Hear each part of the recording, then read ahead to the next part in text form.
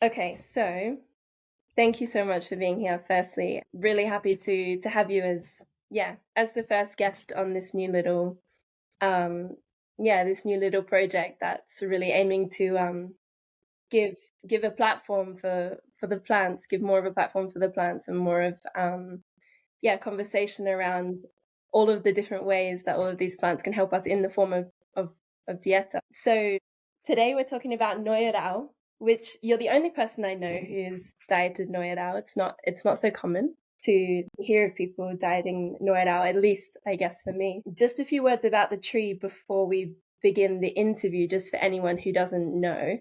Um, Noya is a very big tree that grows in the Amazon. It is also known as the tree of light or the flying tree. Apparently has glowing luminous leaves. It's known by the Shipibo Kinibo traditions to have an enlightened consciousness, and is considered a really, really important spiritual ally in some traditions. And also, I'm not sure if you know the accuracy of this, but I've also read that apparently there's only about five left in the or at least five known trees left in the Amazon basin. Is that correct? I'm happy to talk a little bit about it. Yeah, there's some curiosity and debate as to the accuracy of these trees. So it's a little bit of a myth that surrounds Noya Rao, which is actually, I think, just kind of beautiful testament to the essence and the spirit of Noya Rao. So yeah, Mm-hmm. we can talk about that a little bit. Yeah. Yeah. Okay. Okay. Let's just start with kind of the practicalities around your personal dieta with Noya Dao. Mhm. So, how long did you diet the tree for, and also was it in the context of an isolated dieta or a social dieta? Yeah, so I dieted Noya Rao on two different occasions, both actually with the Oh. same facilitator and shaman in Peru. And they were 10 days each. If we consider like kind of the social dieta, where we're more in the States or our country of origin and we're still engaging maybe with some of our day to day practices, this would be isolated in comparison to Mhm. those social experiences. However, again, being with more of a retreat center, it's still much more social in the sense that, the tombos are relatively close to each other. We're still getting together for integration talks. And so there's still, I think, a delineation between that level of, social engagement, interaction, and like maybe a full isolated diet where you're off in your tombo completely separated and you're just getting your food brought to you Mhm. by a shaman or a facilitator support staff. So yeah, I find it kind of like a nice happy middle ground, and sometimes that can be a really nice place to start for certain folks. Yeah. Yeah, sure. Yeah. And were you working also with ayahuasca during the dieta? We were, yeah, and that's actually a really kind of nice distinction, I think, for a lot of dietas is working with in conjunction with ayahuasca, or is it solo? Noya Rao can be experienced completely dieta without ayahuasca. It's not necessary. And in my particular situations, it was the dieta was brought in through ayahuasca Mhm. as well as we had ceremonies throughout. So, and then Mhm. individual ceremonies with Noya Rao as well. Yeah, multiple different ways that we can experience Noya Rao in that way. Yeah. Okay. And in terms of working, like consuming the tree, how did you consume the tree? Was it in a tea or a brew? Yeah, great question. Noya Rao is coming from the bark of the tree. You mentioned the luminous leaves earlier, and it's a kind of a quintessential, I think, a really kind of enchanting part that kind of can draw us to Noya Rao sometimes is, and how the tree is, and one of the ways it's helpful to kind of identify the tree is the leaves when they fall and they're on the ground, they have this bioluminescent effect. And it's relative actually to the fungi and how they actually are kind of composted back into the earth. Now, there is Mm. another tree that actually has this same property, Niwa Rao. And so this is where some of the confusion can come around, like how many trees actually exist. And again, I'll kind of loop back to that in a second. But to answer your Mhm. question, Noya Rao is coming from the bark of the tree. And so the bark is shaved off, and then that's made into a tea. And so you're drinking, which was honestly this really kind of beautiful red hue of a Mm. tea.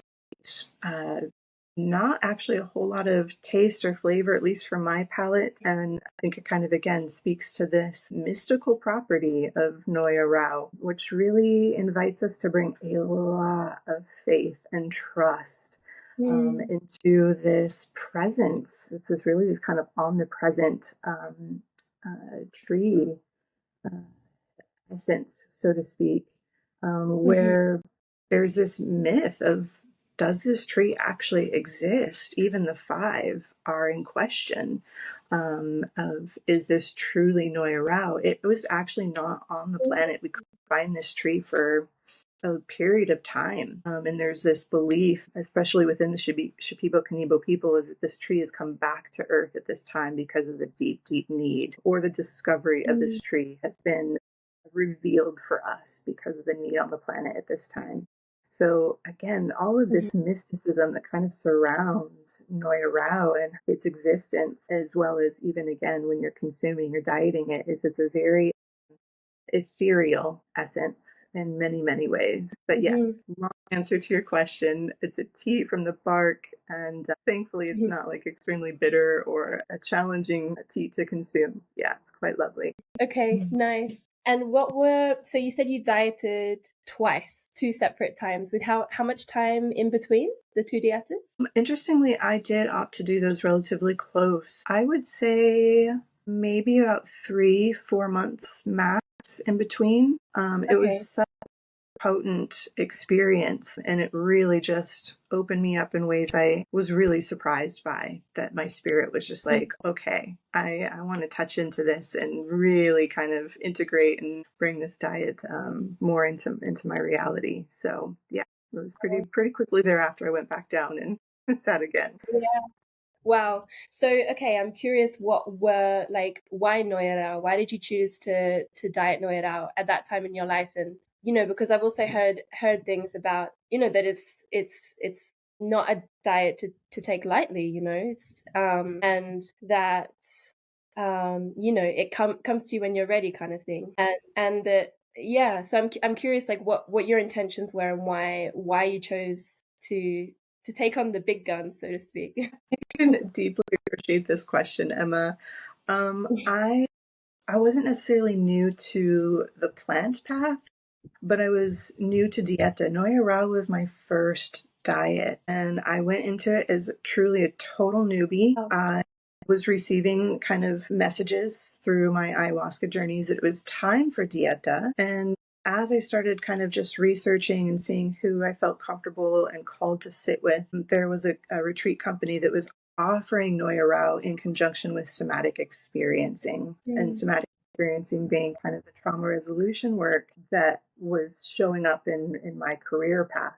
So Mhm. there's something about the unison of this work being offered together that really lit me up and felt like this is a yes. And again, I really didn't know much about the plant other than reading about Noya Rao, and that it has this affinity of lighting up our truth, lighting up our path. It's known to kind of activate the healer within us, which Mhm. again, been a provider, facilitator support for somatic practices for almost 20 years at that point. So there was things that really did feel quite aligned. Mhm. Why I appreciate this question so much, Emma, is what I didn't know at the time is Noya Rao is considered the last plant to be dieted in the Shipibo Kanibo tradition. And Mhm. part of this, at least my understanding, is that Noya Rao kind of magnifies, it brings a synergy to everything else that is present or exists. And so if we have all these previous diets in our system that we've connected to, we've built these relationships with, and then we work with Noya Rao, it like brings them all together in this really cohesive, kind of amplified, like ally toolkit, so to speak, within the person. And so, not having what I consider like this spiritual kind of scaffolding or backbone of all Mhm. these other diets before I entered my Arousal just made for a really interesting experience. And so, I think Mhm. that's a nice thing to at least acknowledge or let people know is that if you're Mhm. feeling the call to Noya Rao, like wonderful, beautiful, listen, connect, And then we can get curious, are there other plants that you would want to have with your kind of relationship, skill set, so to speak, your plants that you get to connect to before you might want to sit with Noya Rao? And that just gets to be a question we each get to kind of ask ourselves. Okay. So yeah, my finding of Noya Rao was interesting. I accept it for what it is because Hmm. it felt so right at the time. And it's just kind of interesting to learn that there's deep seated traditions as to why Noya Rao might be. Like you said, it's kind of the big guns of a diet, right? It might be why we might choose to do it later in our journey versus earlier. Okay. It's but yeah, yeah. I mean, it's beautiful. It's really unique. You know usually it's last, but for you it was first, and that was perfect. So what were your intentions going in? Did if you feel to share, did you have like specific intentions going into each diet? I think particularly being a first dieta, kind of going into that first one was just like, let me see what's here, what's available, and connecting to a plant in this way, this really intimate means of kind of getting curious about each other. And I think that was really beautiful. It was just to kind of have that openness and the spaciousness of kind of get to know you. What would you like me to know about you? What can I offer as gratitude for allowing me to build this relationship with you? So those are really Mm, kind of, I think, the bigger pieces of coming into it with just more of that place of receptivity and openness of what does it mean for us to kind of join in union? Yeah. yeah. Yeah. So how did that unfold? I mean, obviously, like for anyone who's been on Dieta before, there are even in a 10-day Dieta, there are so many layers. No, like each day, each moment, even can be a new chapter. When I was thinking about how to ask you, like how to unpack your experience, like how do you unpack the Dieta experience? Yeah, I mean, how was your experience kind of overall? I mean, we can talk maybe in terms of like key takeaways or key moments, maybe physical effects, spiritual effects, emotional effects, but whatever direction you feel to take it in. Yeah, no, I appreciate the openness there. I think, again, being a first dieta, it was kind of an intriguing experience because you don't really know exactly how that connection is going to show up. Noya Rao, I think, was very, very helpful for me early on. Is at the facility I was at, I got curious. I was like, is Noya Rao more identified with like masculine or feminine? And the response was, it's really more of a dimension. And so that Wow. really shifted the way that I was connecting to, this plant, this essence, where, familiarity with things like ayahuasca and having more of that feminine kind of quality. This was like, okay, I get to meet this in a very different. And so this dimensionality really kind of opened up because it was less about having kind of this, with a lot of the other plants I've worked with, there's kind of like this voice, right? You might kind of hear like these almost like auditory kind of connections or feedback or dialogue that you get to have in this exchange. And personally, I didn't have that with Noya Rao. It was like a presence. And so this presence was deeply embodied. There's so much somatic things that were coming through, both in ceremony and while you're just kind of, moving through and outside of ceremony. I was actually really surprised at, Noya Rao is known as kind of like the path of light, or lighting your path, and it does this in a very different way than ayahuasca, where ayahuasca can sometimes really illuminate things that are more shadowy in our system to kind of bring us to this place of integrating our shadow. Noya Rao still has this same effect that we can integrate our shadow, but it does it through illumination. It does it through completely showing us the light aspects Mm, of an experience. So that was a very different way of starting to feel and touch into in a very, like, again, embodied way. I know this mm, again feels a bit ethereal, but everything was just coming from this place of ultimate love. Yeah, there's just such purity around what it was exposing in that regard. But it was still pulling my shadow to the surface. So I yeah, was witnessing from this very somatic experience how my shadow was playing out in the way I was interacting or engaging or talking and these types of things. It was just a very different way of experiencing that to be illuminated. Yeah. Yeah, they all have like such particular personalities, no? And yeah, it sounds like Noya is really unique in that way. How about like, I mean, I know you said that it felt very somatic for you. How about any other like physical? Yeah, the for me personally, and I think I could witness that there was a lot kind of happening within our groups of different times of kind of how that physicality was coming through. Mhm. I experienced a lot of tremoring, a lot of shaking, Wow. particularly during ceremony. And, personally, it was just to extents I never had before. And so a lot of discharge, a lot actually kind of getting moved through the system. Yeah. Beyond, I think kind of maybe beyond that, and some sweating. I think those are probably the two biggest kind of physical expressions of working with Yeah. Noya Rao, at least in my body and my system. Yeah. Yeah, there's a lot of physicality happening there. And so you do feel like it was working in terms of like on the psychological level, you were also psychological, emotional level, you were also working with kind of it was bringing particular traumas or things like this up to the surface to be illuminated. Yeah, yeah, definitely would agree. So both kind of past traumas being illuminated, coming to the surface, working through those, as well as witnessing. When you witness like how that shadow or how that gets suppressed and not integrated, how that will find like kind of like almost like a sideways way of coming out, right? Yeah, I yeah. started to witness a lot of these behaviors of way that's like, again, I was kind of engaging or relating, where it was like, I can feel where that's coming from. I can feel the energy or the tone behind it. And Mm, sometimes that gets correlated to, kind of these previous instances. Sometimes it's just enough to feel like I feel that essence. I feel the need or the motivation or kind of what's seated underneath it. And we don't need to know necessarily the depth of where it comes from, but just, oh, I get to yeah, choose different because now I can feel it. Yeah. yeah, yeah, yeah, beautiful. And also what I've read a lot is that, yeah, very much connects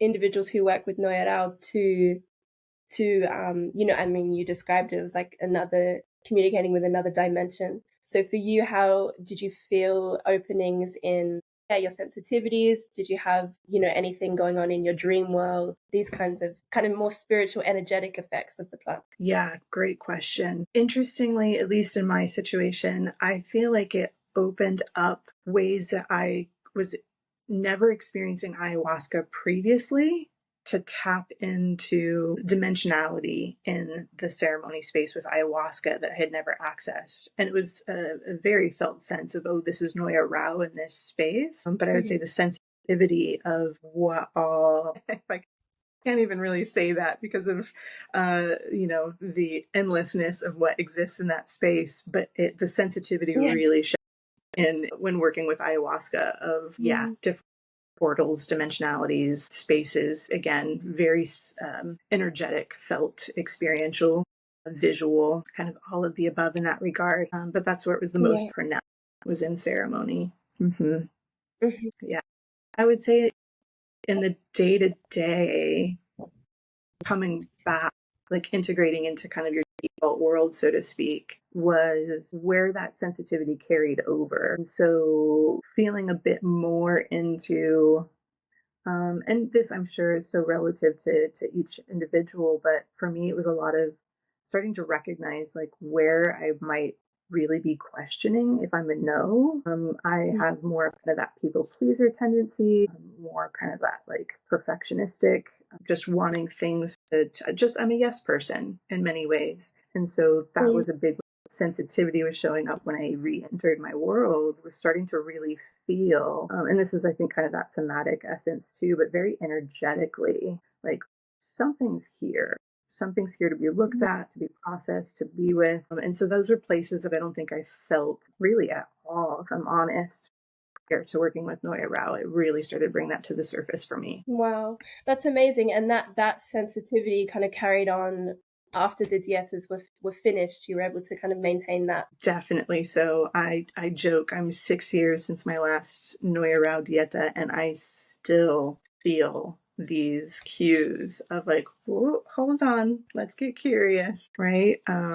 It's, yeah, still What very a much. gift. It's incredible. You just gotta love all of these plants for just really Yeah. just having backs and just being so present and attuned to us. Mm. It's really just, again, otherworldly, and then just Mhm. also seems so normal and natural, right? That of course we could have these relationships with plants. Yeah. Totally. Totally. And like once they're an ally, they're an ally. And it's so incredible how yeah, how loyal they are to you if you are loyal to them. How it's such a it's such a it's the same for human relationships that the love, if the love flows both ways, it flows both ways. Yeah, we're so lucky to have discovered it. It's incredible. I love how you say that, though. The love flows both ways. And that's such a key part with working with our plants, is that continued, like, open line of presence and communication, that we're, making those conversations, we're making those prayers, we're giving the space to connect to the plants. And that's really, I think, in so many ways where that integration, occurs. And they're a lifelong ally, but it takes our presence in the relationship, our devotion in the relationship to continue to allow Yeah, that to, yeah. yeah. Okay, maybe one or two questions left. So, okay, I'm wondering that maybe the difference between the two dietas that you did, what you've described so far, was that kind of mostly for the first one, or was that, did the second one really differ to the first one? The second, I wouldn't say there was large distinctions necessarily. There were certain aspects that maybe I feel like started to kind of go a bit deeper into like themes that were showing up. And so it just kind of maybe made the things a little bit more pronounced, of like a little bit more clarity around like, oh, okay, I can really start to see a bit of this picture. Hmm.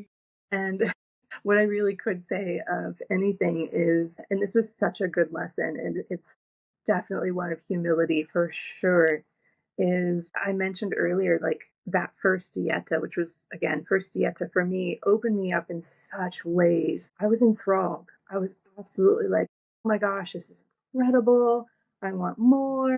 And what was coming through, and part of this I want more, was my ego, right? Mm. Needing to like experience more of it. Was very colonial, if I can be honest, right? Mm. And rather than devoting myself to like watering that relationship and allowing it to really like seep in, I decided to go back down for another dieta. And, I think these are the ways that we get to like, again, learn about ourselves for sure. And so that shadow that was really coming up in kind of that second dieta was my ego, was just getting Hmm. to witness more and more of like, oh, wow, how I can create projections or things that don't necessarily need to exist in this space because I'm not being with or sitting with what's really happening here. So that would, where I would say, would be the distinction, but it was really the amplification of what was already there, right? Right. That's where I think it is just a really beautiful amplifier. So grateful for the very humbling lesson of Mhm. more does not mean more. Yeah, yeah. The plant was like, "Oh, you want to go again? Let's go again then." Okay. I'll reflect this back to you. Okay. What would you say was like the most unexpected part of the dietas? Like going into the dieta with Noya, what did you experience that really kind of took you by surprise? I mean, potentially all of it, but Yeah, I think lots of dietas, you could say all of it in many ways. Yeah, I think it's a little hard maybe for me to delineate the difference because, again, like first dieta experiences, I think I was a little taken aback, and it made so much sense of just how somatic Noya Rao was, at least for me personally. Noting that, again, it was coupled with a somatic intention retreat. And anytime we bring intention into those containers, it's already, again, inviting something into this space. But Noya Rao has continued to be a very somatic plant for me in that way. So I don't think I was quite ready for relating to a plant in that capacity. And I've worked with other plants since and have had somatic elements, but nothing quite as parallel, at least to my experience with Noya Rao. So I would say if there's anything that kind of took me by oh, that might be a bit of the element there. Yeah. That's interesting because like reading about Noya Dal or just like kind of hearing through the grapevine, it's a lot the focus on kind of connecting spiritually, energetically, like opening up the third eye, enlightening your path, and so but always these plants are going to work in the direction that we're needing, no? And for you, it showed up also, strongly somatically, and that is also lighting up your path, no? Just maybe not in the way that. Well said. Yes, very well said. Yeah. Okay, let's finish with this. Yeah. If Noya Rao had one message for the world, what do you think they would share? Oh man, what a beautiful question. Honestly, what's coming to me is we're okay. We're okay. The felt sense of there's so much more happening than we're aware of. And this, again, there's so much trust and faith I feel that Noya really invites from us, and just really leaning into we're okay. And I feel like the more we really have this faith and this trust that, us in our personal lives, us with what's happening in the world, collective as a species, like we're going to be okay. We're doing okay. And that just, there's so much unconditional love from this plant. Yeah, that's kind of what I feel. Wow. Thank you so much. That's really beautiful. And yeah, what a message for the world right now. So I think we all need to hear a bit of that. So thank you. Of Yeah. course. Thank you, Thank you Noya. to you. Yeah, thank you to Noya Rao. Thank you for coming on. Wow, I appreciate your time so much. And lots of love to you, Faegann. Thank you.